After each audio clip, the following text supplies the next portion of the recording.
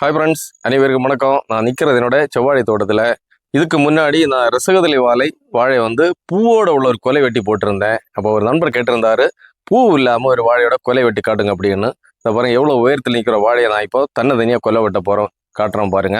அதாவது வாழை எந்த பகுதியில் சரிவாக நிற்குதோ அந்த பகுதிக்கு நம்ம இந்த பாருங்க எவ்வளோ கை எத்துமோ அவ்வளோ தூரத்துக்கு சின்னதாக ஒரு வெட்டுங்க.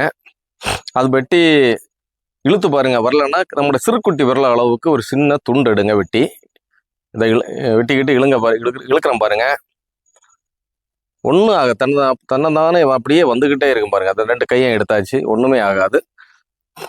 சில வாழைகள் ஒடிஞ்சு அப்படியே விழ வாய்ப்பு இருக்கு, இருந்தாலும் நம்ம சேஃப்டியாக ரெடியாக நிற்கணும். ஓகேயா? தன்னந்தனியாக கொலை வெட்டக்கூடியவங்க இந்த முறையை பின்பற்றி சேஃப்டியாக கொலையை வெட்டி எடுங்க. ஓகே ஃப்ரெண்ட்ஸ், இந்த சிறு விவசாயியோட சிறு வீடியோ பிடிச்சிருந்தா லைக் பண்ண மறந்துடாதீங்க.